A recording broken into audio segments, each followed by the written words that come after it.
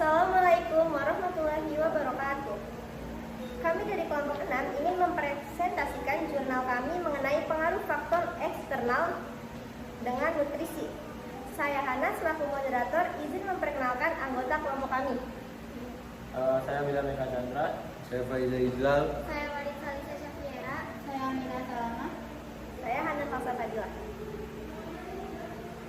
Selanjutnya yaitu ada pembahasan mengenai landasan teori yang akan dijelaskan oleh Marisa dan Amira. Kepada Marisa dan Amira dipersilakan. Pertumbuhan merupakan proses pertambahan volume dan jumlah sel yang mengakibatkan bertambah besarnya organisme. Perkembangan adalah suatu proses kemajuan yang terjadi secara berangsur-angsur dari kompleksitas rendah ke kompleksitas tinggi dan terjadi diferensiasi.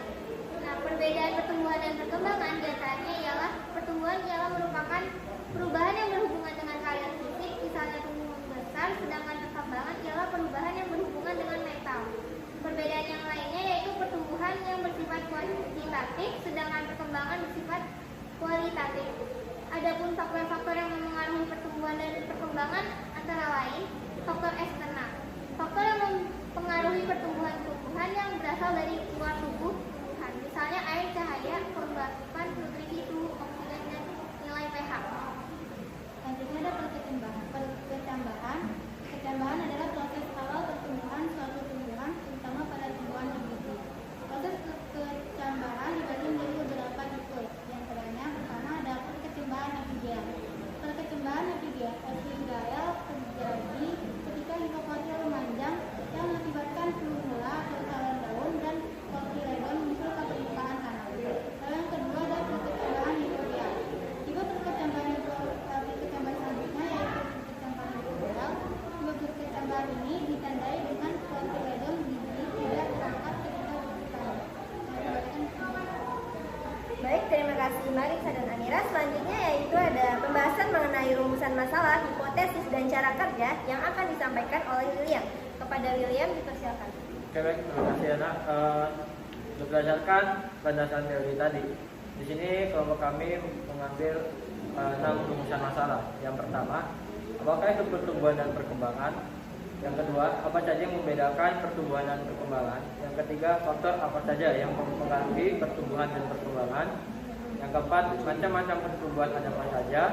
Yang kelima, bagaimana proses perkecambahan tumbuhan berdasarkan tipe perkecambahan?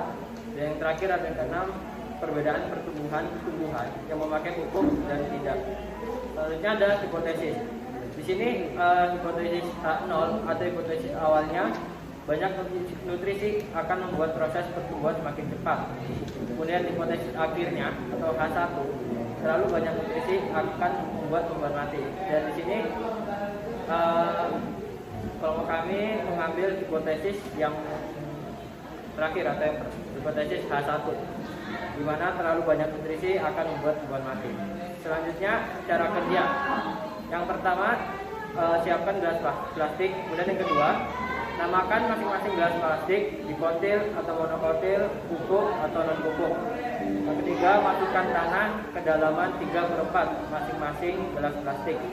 Yang keempat, tanamkan benih ke dalam gelas plastik sebanyak 2-3 biji. Yang kelima, masukkan tanah 1 sendok makan.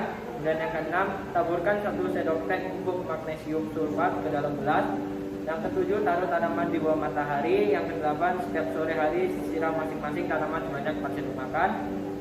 Kemudian yang kesembilan dan yang terakhir, mengamati pertumbuhan mulai dari jumlah, panjang daun, panjang batang, dan perkembangan tanaman atau warna daunnya kurang lebih selama 6 hari. Saya kembalikan ke moderator. Baik, terima kasih William atas penjelasannya mengenai rumusan masalah, hipotesis, dan cara kerja. Selanjutnya ada pembahasan mengenai tabel pengamatan dan analisis yang akan dijelaskan oleh Faiza. Kepada Faiza dipersilakan. Tabel pengamatan. Dari hasil pengamatan kami yang memakai pupuk itu tidak ada hasilnya, dan juga yang tidak memakai pupuk itu berhasil di hari ketiga tumbuh akar, di hari keempat tumbuh akar dan batang, di hari kelima tumbuh akar, batang, daun dengan ukuran 0,8 cm, hari ke-6 tumbuh akar, batang, daun dengan ukuran 2 cm. Selanjutnya ada analisis dan pembahasan.